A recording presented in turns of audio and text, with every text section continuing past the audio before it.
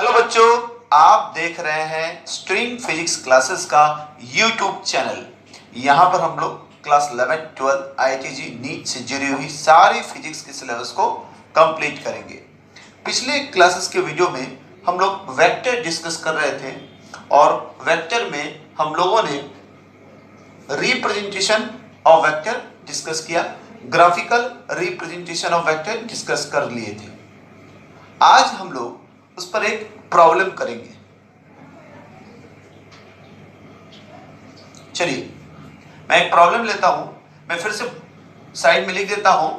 Graphical representation का direction sense east, west, north and south. ठीक है, आप ध्यान रखेंगे जब भी मैं रिप्रेजेंट करूंगा ग्राफ में वेक्टर को तो इसका उपयोग करूंगा। चलिए, मेरे पास एक क्वेश्चन है। 5 metre due east,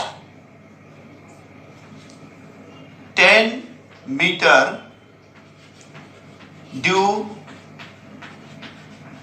north, 12 metre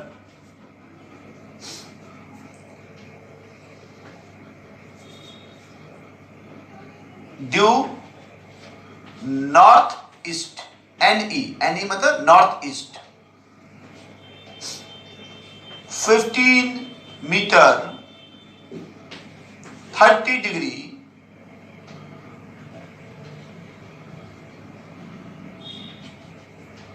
south.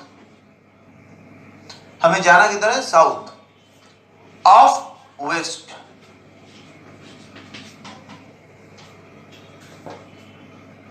Five metre 78 degree, ऐसा कोई भी एंगल ले सकते हैं, वेस्ट ऑफ साउथ। ये विजिबल है ना आपको? चलिए, ऐसा मैं कुछ डायरेक्शन सेंस ले लिया, डायरेक्शन ले लिया, इसको मैं रिप्रेजेंट करूंगा। 5 मीटर ड्यू ईस्ट, आपको पता है ईस्ट इस तरफ है, तो मैं क्या करूंगा? 5 मीटर ड्यू ईस्ट ट्रेस कर दिया। ठीक है, अब 5 मीटर ड्यू ईस्ट में जहां ट्रेस किया, जहां हेड वेक्टर का हेड है उस जगह पे आपको एक्स वाई खींचना है। ठीक है, वेक्टर के हेड को ओरिजिन मानकर एक्स वाई खींचना है। फिर इस तरफ से ईस्ट, इस तरफ वेस्ट, इस तरफ नॉर्थ, इस तरफ साउथ। अब हम क्या करेंगे? मुझे जाना है 10 मीटर ड्यू नॉर्थ, तो नॉर्थ मेरा इस तरफ है, तो मैं 10 मीटर ड्यू नॉर्थ वेक्टर बना दिया। ठीक है, चलिए अब मैं इन सबको वाइप आउट कर दूं, पोंछ दूं। ये आपकी मदद के लिए बनाया गया। चलिए, अब मैं जहां पहुंचा फिर वहां पर एक्स वाई ट्रेस करूंगा, हेड पर ओरिजिन मानकर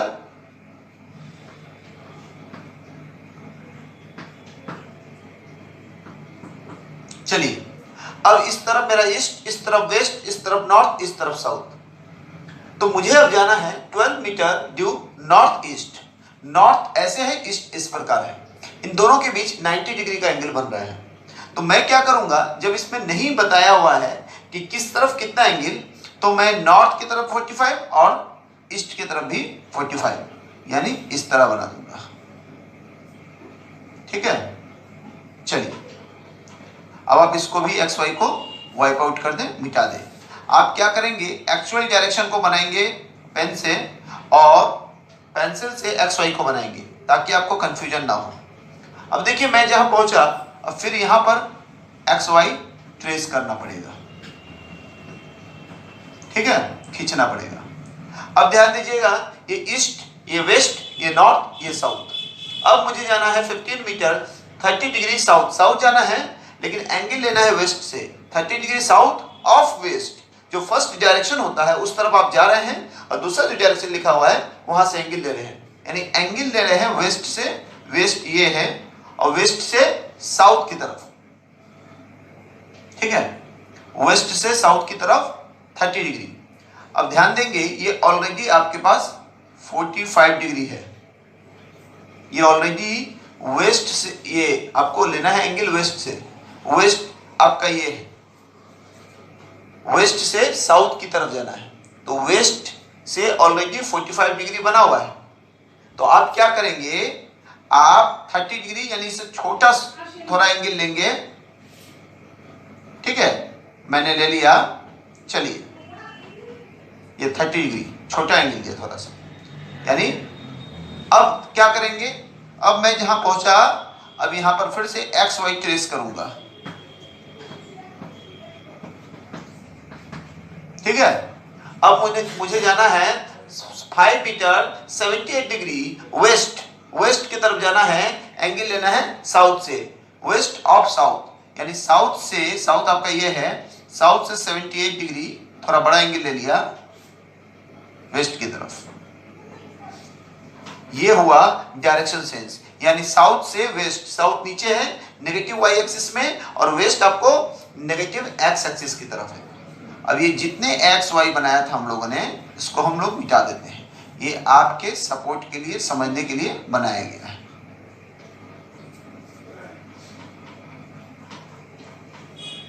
क्लियर। अब ये हुआ वेक्टर रिप्रेजेंटेशन, ध्यान देंगे, इसको कहते हैं वेक्टर का ग्राफिकल रिप्रेजेंटेशन कहते हैं। क्लियर, ठीक है। चलिए आप इसको नोट कर लें, ये एक्चुअल डायरेक्शन की तरफ ही रिप्रेजेंट किया जाता है, नोट कर लें। अब इस तरह से कोई भी डायरेक्शन को आप रिप्रेजेंट कर सकते हैं। चलिए आज हम लोग का जो टॉपिक है वो है टाइप्स ऑफ वेक्टर, हम लोग टाइप्स ऑफ वेक्टर को डिस्कस करेंगे आज। मैं इसको मिटाता हूं, चलिए टाइप्स ऑफ वेक्टर में जो सबसे पहला पॉइंट हम लोगों का है आज का,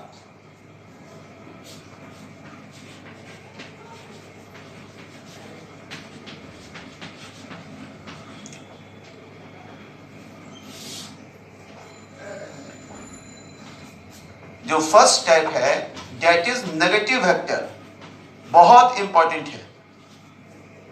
नेगेटिव वेक्टर, आखिर हम नेगेटिव वेक्टर किसको कहते हैं?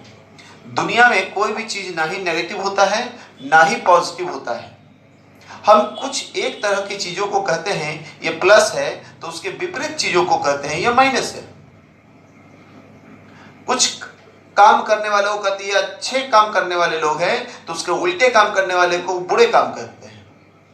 तो बुरे जो काम करते होंगे उनको वो अपना काम अच्छा लगता होगा, तो वो अपने आप को पॉजिटिव समझते होंगे, और अच्छे काम वाले को बुरा समझते होंगे। इसलिए दुनिया में कुछ भी पॉजिटिव और नेगेटिव नहीं है, ये डिपेंड करता है आप पॉजिटिव किसको मानते हैं, उसके आधार पे नेगेटिव बदल सकता है। क्लियर, इसका मतलब यह एक दूसरे का विपरीत डायरेक्शन को बताता है। तो हम लोग नेगेटिव वेक्टर की जब बात करेंगे, यानी हमारे पास एक पॉजिटिव वेक्टर ऑलरेडी डिफाइंड होना चाहिए, तभी आप नेगेटिव वेक्टर को बता पाएंगे। चलिए तो मैं इसको डिफाइन कर रहा हूं। Negative vector of A given vector,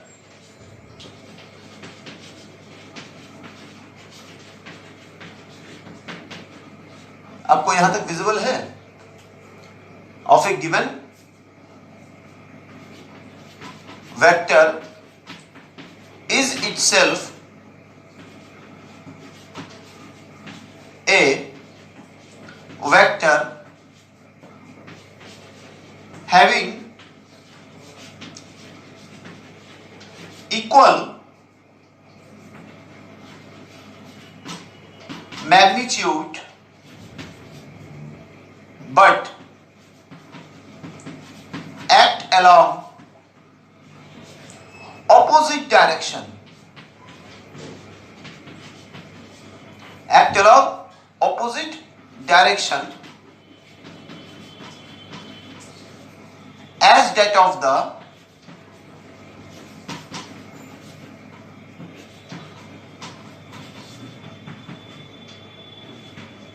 given vector। इस बात को आप समझें नेगेटिव वेक्टर अपने आप में कोई वेक्टर नहीं होता है, वह किसी दिए हुए वेक्टर का वेक्टर होता है।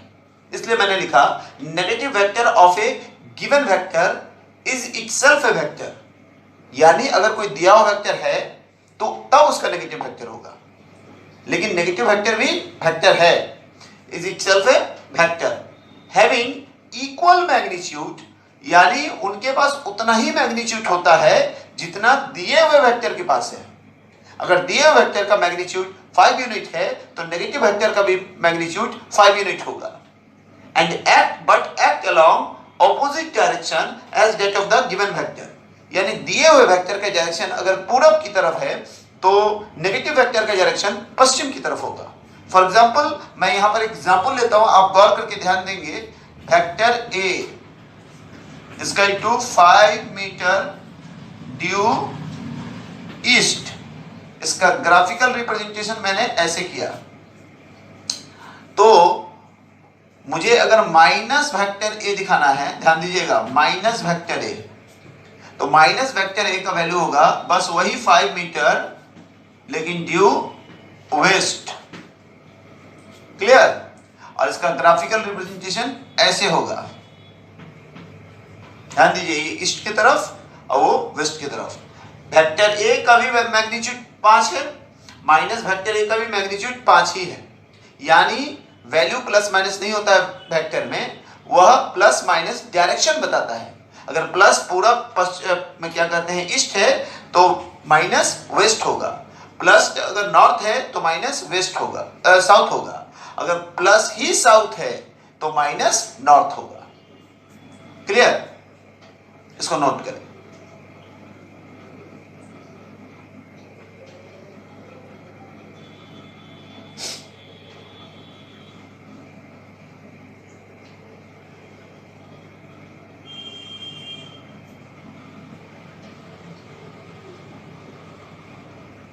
ठीक है, अब हम लोग बहुत इंपॉर्टेंट वेक्टर की बारे में बात करेंगे जिसका नाम है यूनिट वेक्टर। ये यूनिट वेक्टर आपको क्लास 12th में बहुत काम आएगा, पल पल काम आएगा। Unit vector, unit vector, unit vector भी अपने आप में खुद वेक्टर नहीं होता है, किसी दिए हुए वेक्टर का यह वेक्टर होता है। Unit vector of A given vector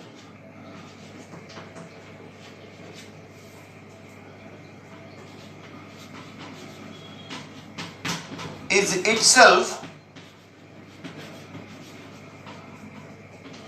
a vector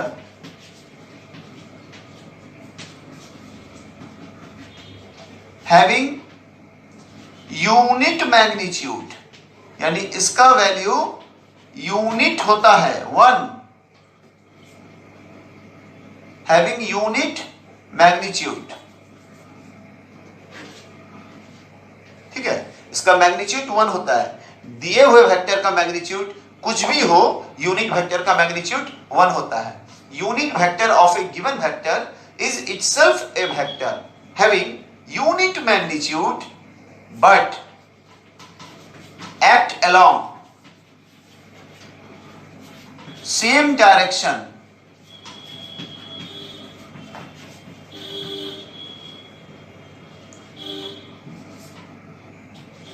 as that of the given vector।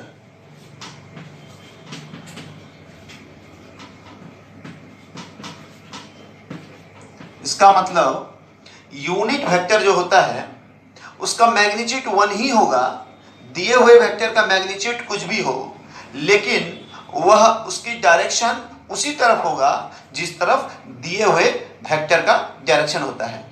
जबकि नेगेटिव वेक्टर में क्या हुआ, वह दिए हुए वेक्टर के ऑपोजिट डायरेक्शन में एक्ट कर रहा था। इसको नोट कर लीजिए। इसको एक विशेष तरीके से दिखाया जाता है। इट कैन बी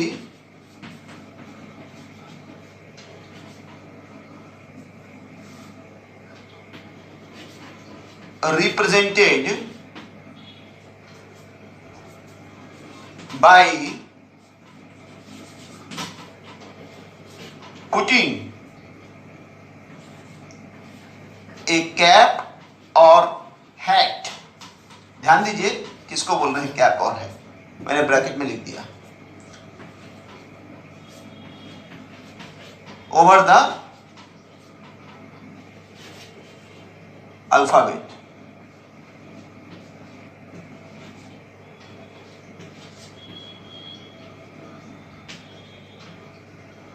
यानी इसको एक विशेष तरीके से दिखाया जाता है। जैसे हम लोग वेक्टर को बताते हैं कि अल्फाबेट के ऊपर एरो लिख दे, लेकिन इसमें क्या करते हैं, अल्फाबेट के ऊपर हैट या कैप लगाते हैं। इस तरह के निशान को हैट या कैप बोलते हैं। ठीक है, क्लियर? इसको आप नोट कर लें, फिर मैं आगे लिखाऊंगा, बताऊंगा। यानी यूनिट वेक्टर जो होता है उसका मैग्नीट्यूड 1 ही होगा, दिए हुए वेक्टर का मैग्नीट्यूड कुछ भी हो, लेकिन इनका डायरेक्शन उसी तरफ होगा जिस तरफ दिए हुए वेक्टर का डायरेक्शन हो। मैं इसको मिटाता हूं। हाँ, चलिए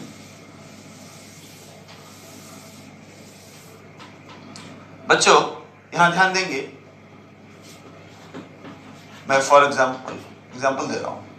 मान लेता हूं मेरे पास एक वेक्टर है, वेक्टर ए, हाँ, 5 मीटर ड्यू ईस्ट, एक वेक्टर है। ठीक है, इसका ग्राफिकल रिप्रेजेंटेशन मैंने कर दिया। क्लियर? तो मेरा जो यूनिट वेक्टर होगा उसको मैं विशेष तरीके से दिखाऊंगा। ध्यान दीजिएगा, ए कैप, और ए कैप का मतलब होगा 1 मीटर ड्यू ईस्ट, यानी मैग्नीट्यूड तो इसका 1 मीटर ही होगा, बट इसका डायरेक्शन ईस्ट की तरफ। और एक छोटा ऐसे बना सकते हैं ग्राफिकल रिप्रेजेंटेशन में। ठीक है, ये बात समझ में आ गई? अब ध्यान दें, कुछ डायरेक्शन है एक्स वाई जेड, और इन डायरेक्शन के लिए कुछ यूनिट वेक्टर फिक्स कर दिया गया है। नोट देकर लिख ले, आई कैप, के कैप, स्मॉल आई है, ध्यान दीजिएगा, and I cap, J cap and के cap are represented by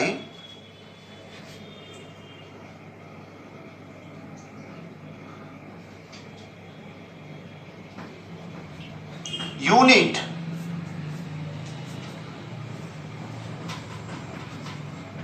vectors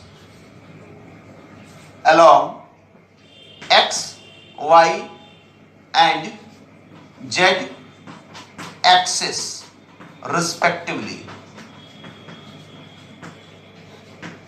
इसका मतलब यह हुआ, आई कैप एक्स एक्सिस के लिए दिखाते हैं यूनिट वेक्टर, जे कैप वाई एक्सिस के लिए यूनिट वेक्टर दिखाया जाता है, और के कैप जेड एक्सिस के लिए।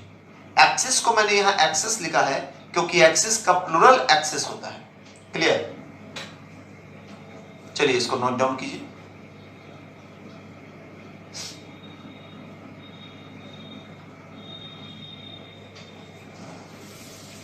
अब मैं बताना चाहता हूं, ध्यान दीजिएगा, यूनिट वेक्टर का एक्चुअल यूज क्या है, डायरेक्शन के लिए ही है मेनली। यानी डायरेक्शन को बताने के लिए हम लोग यूनिट वेक्टर का उपयोग करते हैं। मैग्नीट्यूड तो इसका 1 है, और किसी भी चीज में 1 से अगर आप गुना करते हैं तो कोई मैग्नीट्यूड में फर्क नहीं पड़ेगा।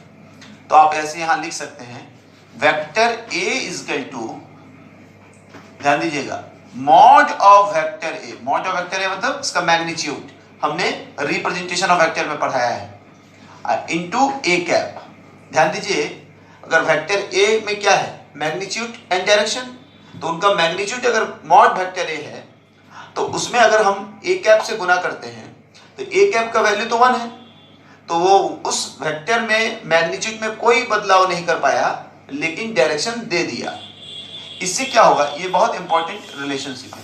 इससे क्या होगा, हम ए कैप का फॉर्मूला निकाल लेंगे, vector A by mod vector A. Note करें, नोट करें, इससे बहुत सारे न्यूमेरिकल सॉल्व होंगे।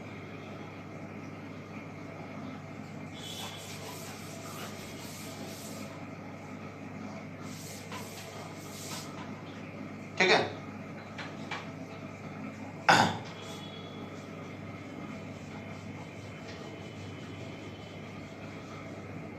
ठीक है।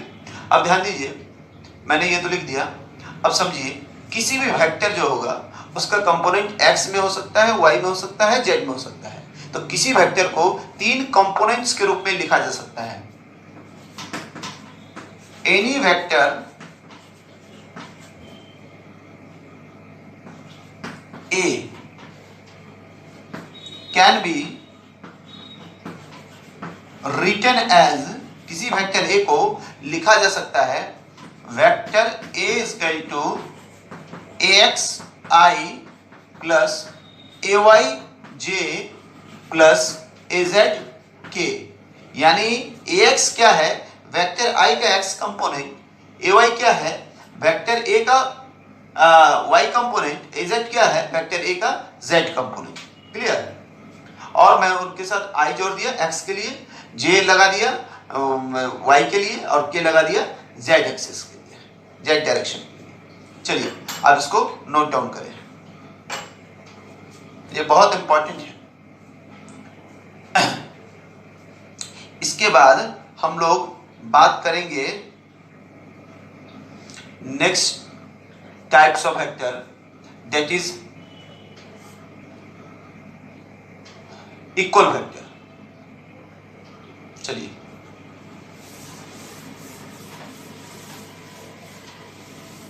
इक्वल वेक्टर, अब हम लोग बात कर रहे हैं equal. Third one is equal vector. नाम से ही पता है, दो या दो से अधिक वेक्टर अगर उनका मैग्नीट्यूड और डायरेक्शन दोनों समान हो तो हम कह सकते हैं वह इक्वल वेक्टर है। टू और more vectors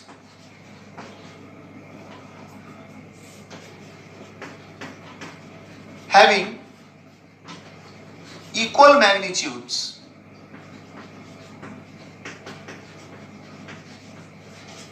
and act along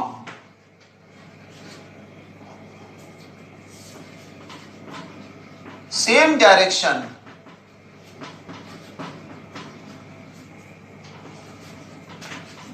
as that of the, बस एज डेट ऑफ द लिखने की जरूरत भी नहीं है, and act along same direction are known as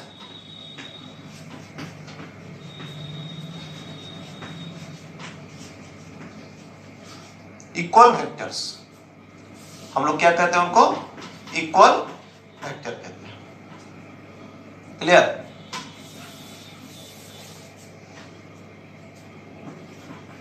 देखिए, फॉर एग्जांपल मैं कुछ वेक्टर को ट्रेस कर रहा हूं, vector A, vector B, vector C, ठीक है, यानी सबका डायरेक्शन सेम है। वेक्टर डी, ठीक है, सबका डायरेक्शन सेम है, और सबका मैग्नीट्यूड मान लीजिए 5 मीटर। मैं यहां लिख देता हूं, since mod of vector A equal to mod of vector B equal to mod of vector C equal to mod of vector D equal to 5 metre. यानी सारे वेक्टर का मैग्नीट्यूड सेम है और डायरेक्शन तो सेम दिख रहा है, इसलिए सबको इक्वल वेक्टर्स कर सकते हैं। चलिए इसको नोट डाउन कीजिए, अगले वीडियो से हम लोग न्यूमेरिकल पे आ जाएंगे। HC वर्मा बुक आप लोग सब लोग ले लेंगे, सबसे पहले HC वर्मा बुक से ही न्यूमेरिकल करवाएंगे। चलिए अब मैं जो लिखूंगा,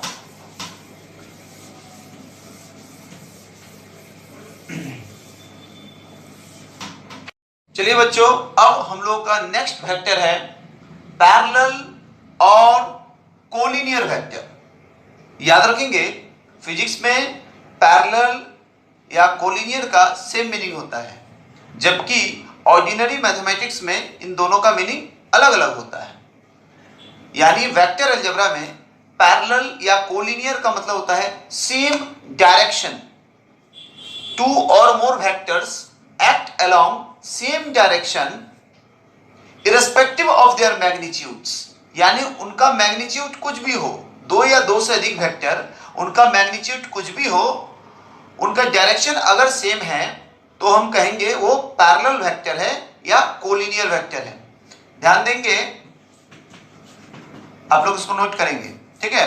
चलिए हम लोग एग्जांपल ले रहे हैं, एक वेक्टर ए, एक वेक्टर बी, ध्यान दीजिएगा vector C.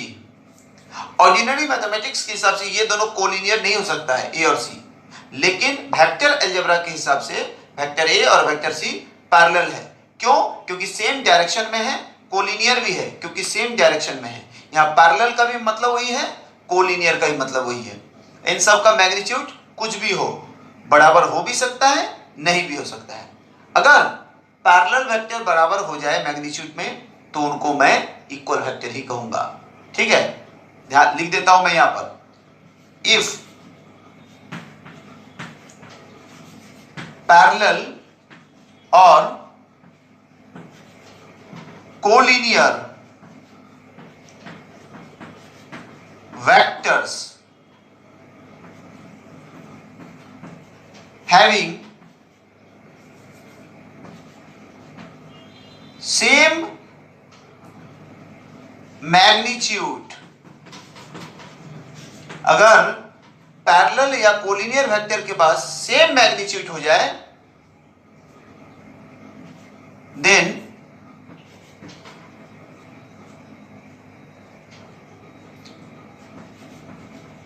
they can called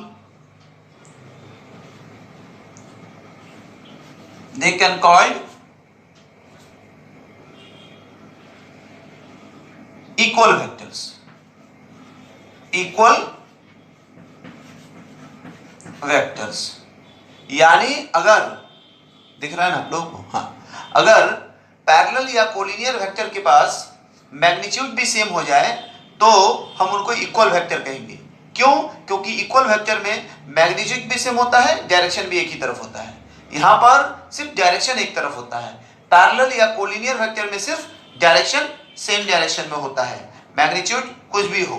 लेकिन अगर पैरेलल वेक्टर का या कोलिनियर वेक्टर का मैग्नीट्यूड सेम हो जाएगा तो हम उनको कहेंगे इक्वल वेक्टर। चलिए आप इनको नोट कर लें।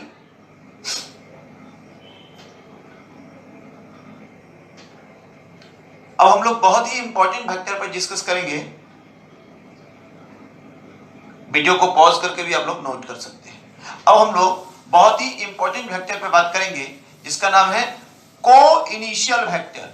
को का मतलब सेम, को का मतलब सेम, ठीक है। को इनिशियल वेक्टर, को इनिशियल वेक्टर। को मतलब सेम, इनिशियल का मतलब शुरुआत। शुरुआत के पॉइंट अगर वेक्टर्स के सेम हो, टू और मोर वेक्टर्स हैविंग सेम और कॉमन इनिशियल पॉइंट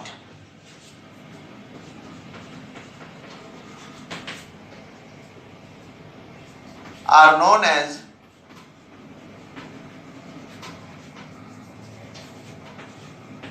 co-initial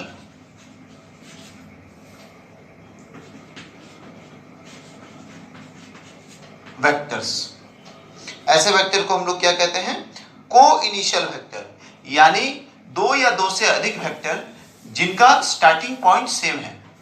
ध्यान दीजिएगा, इनका मैग्नीट्यूड कुछ भी हो से कोई मतलब ही नहीं है। ये वेक्टर ए, वेक्टर बी और वेक्टर सी, ये सेम स्टार्टिंग पॉइंट ओ, तो हम सबको कहेंगे को इनिशियल वेक्टर। नोट डाउन कीजिए।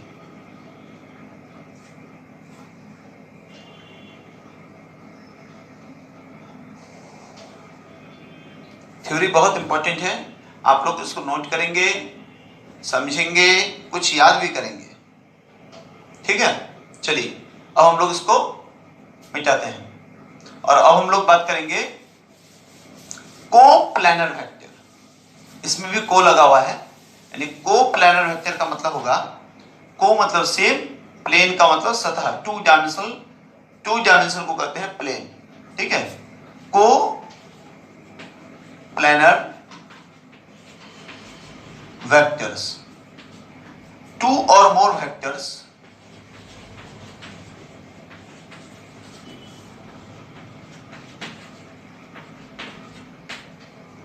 lie along same plane.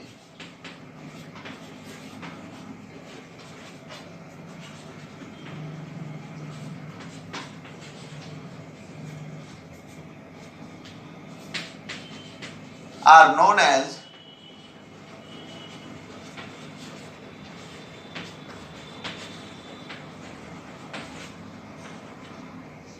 two or more vectors lie along same plane are known as coplanar vectors. बहुत समय ऐसे प्रॉब्लम आएंगे जब आपको लिखा रहेगा कोप्लानर, यानी वो सब एक प्लेन में। ठीक है, अब ध्यान दीजिए, मैं प्लेन को ट्रेस करने की कोशिश करता हूं।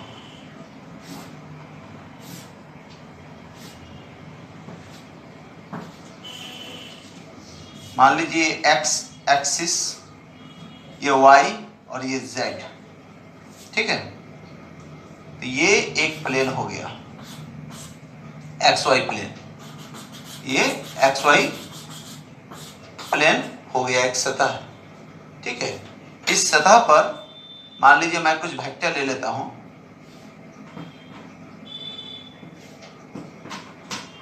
ठीक है, इसका नाम दे देता हूं वेक्टर ए, इसका नाम बी और इसका नाम सी। ये तीनों वेक्टर सेम प्लेन पे हैं। इसको समझने के लिए आप ऐसे समझे, मैं आपको समझाने की कोशिश कर रहा हूं। ये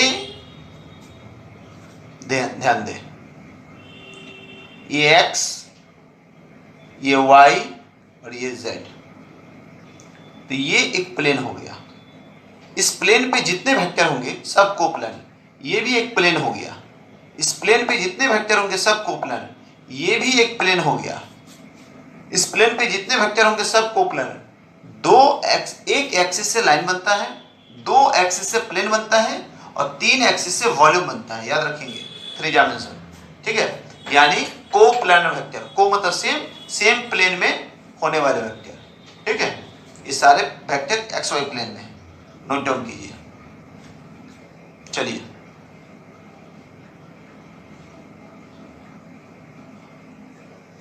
अब हम लोग बात करते हैं फिक्स्ड और लोकलाइज्ड वेक्टर।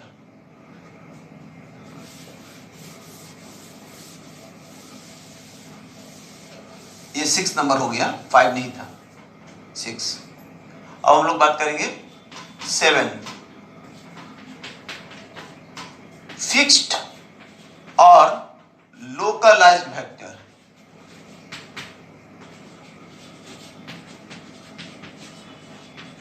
इतने वेक्टर आपको काम नहीं आएंगे, लेकिन फिर भी आप डेफिनेशन जानेंगे तो आपके लिए ठीक होगा समझने के लिए। फिक्स्ड और लोकलाइज्ड वेक्टर, अगर किसी वेक्टर का इनिशियल पॉइंट फिक्स्ड हो जाए तो हम उस वेक्टर को कहेंगे फिक्स्ड या localized vector. If initial point of the vector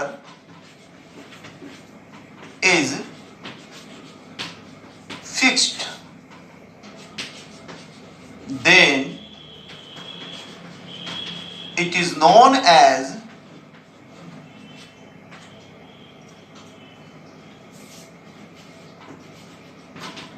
fixed or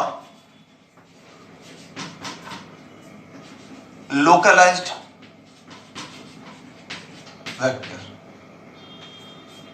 किसी वेक्टर है जिसका इनिशियल पॉइंट फिक्स्ड यानी इसको आगे मूव नहीं कर सकता है, तो हम कहेंगे कि यह वेक्टर एक फिक्स्ड वेक्टर है। क्लियर? 8 में यही कर देता हूं मैं। नॉट फिक्स्ड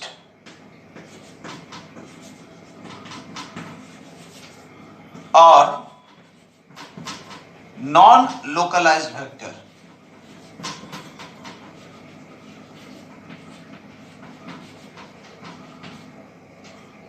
नोट डाउन करें।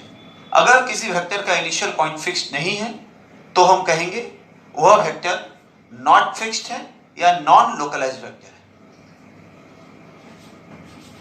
है। इफ इनिशियल पॉइंट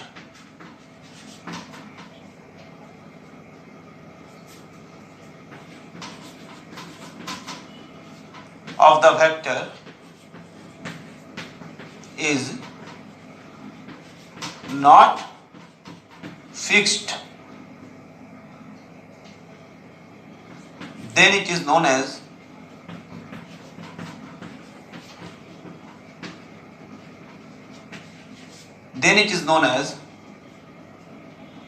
ऊपर वाला पूरा लिख ले, मैं इसको मिटाऊंगा।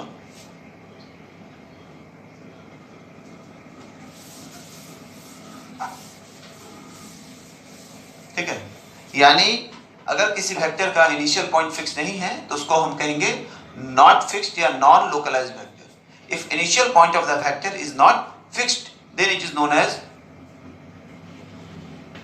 नॉट फिक्स्ड और नॉन लोकलाइज्ड वेक्टर। ठीक है, चलिए अब हम बहुत ही इंपॉर्टेंट हम लोग वेक्टर बात करने जा रहे हैं, दैट इज पोजीशन वेक्टर। ये बहुत काम आएगा, हर वक्त काम आएगा आपको न्यूमेरिकल में। पोजीशन वेक्टर,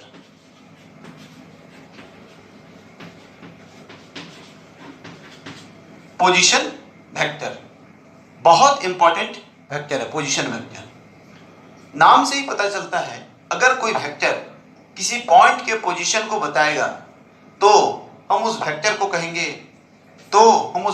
कहेंगे उस पॉइंट का पोजीशन वेक्टर। याद रखेंगे, आप पोजीशनिंग सिर्फ पॉइंट की करते हैं पूरे यूनिवर्स में, अगर किसी बड़े चीज की भी करते हैं उसका पॉइंट कंसीडर करके ही करते हैं। पोजीशन वेक्टर ध्यान देंगे, the vector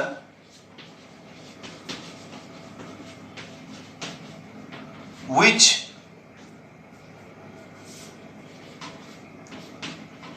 represents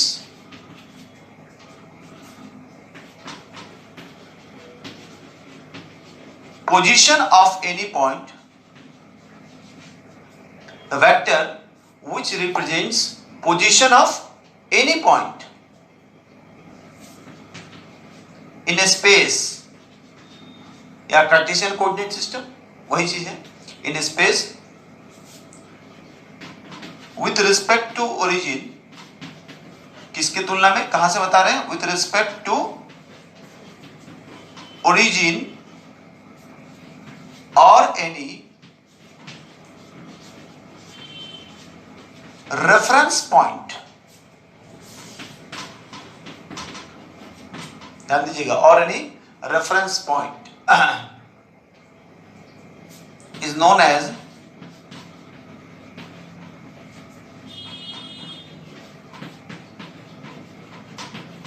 position vector.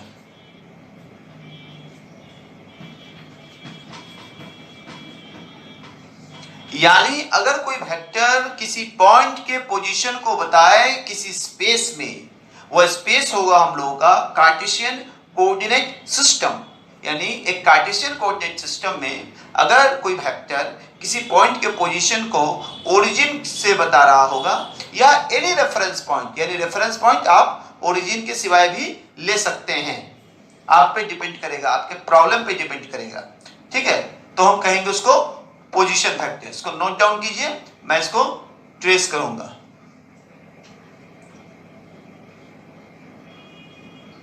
चलिए मैं इसको ट्रेस करता हूं, ये बहुत इंपॉर्टेंट है, पूरे पढ़ाई के दरमियान आपको काम आएगा ये। चलिए मैं एक्स वाई ले रहा हूं, इस एक्स वाई में ध्यान देंगे एक पॉइंट है P, इसका कोऑर्डिनेट है x, y। मैं z नहीं ले रहा हूं क्योंकि 2 डायमेंशनल प्लेन मैंने दिखाया है। अब इस पॉइंट को ध्यान दीजिएगा ओरिजिन से, क्योंकि ओरिजिन के रिस्पेक्ट में मैं ले रहा हूं, जनरली आप ओरिजिन के रिस्पेक्ट में लेते हैं मैक्सिमम केसेस में, और ऐसा भी हो भी सकता है कि आप ओरिजिन के रिस्पेक्ट में ना लें, तो मैं बता ही दिया उस जगह पर आप जहां से लेंगे उसको रेफरेंस पॉइंट बोलेंगे। यानी ये वेक्टर जो हुआ, इस वेक्टर का नाम r दे देता हूं, इसको पोजीशन वेक्टर कह सकते हैं। यानी इस P पॉइंट के पोजीशन को ओरिजिन से दिखाने वाला जो ये वेक्टर r है, यही आपका पोजीशन वेक्टर है। ये पॉइंट पोजीशन वेक्टर नहीं है, इस पॉइंट को जो वेक्टर दिखा रहा है। याद रखेंगे पोजीशन वेक्टर का एरो हमेशा टुवर्ड्स द पॉइंट होता है जिसको दिखा रहे हैं। लिख देता हूं मैंने, the direction of the position vector, लिख लीजिए, the direction of the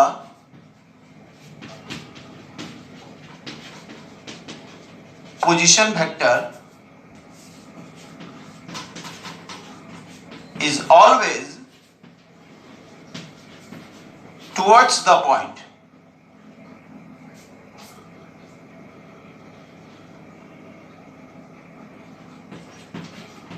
Towards the point. The direction of the position vector is always towards the point, यानी उसका दिशा हमेशा पॉइंट की तरफ जिसको आप दिखाना चाह रहे हैं, ठीक है, जिसका डायरेक्शन आप दिखा रहे हैं उसके तरफ उसका एरो होगा। क्लियर? चलिए, और इस पोजीशन वेक्टर का जो x कोऑर्डिनेट है उसको कहेंगे x कंपोनेंट, y कोऑर्डिनेट को हम कहेंगे y कंपोनेंट। क्लियर? चलिए मैं इसको मिटाऊं। चलिए अब हम लोग बात करेंगे नल वेक्टर, और आज हम लोग का ये टॉपिक यहीं खत्म हो जाएगा।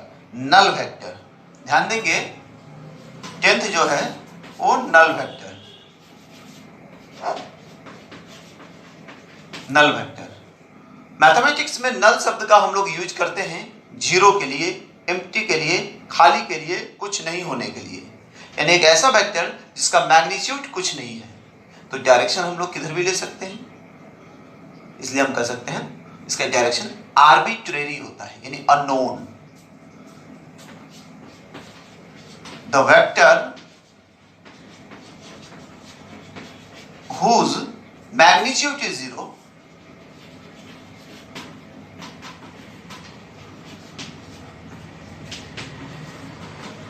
0 and direction is arbitrary,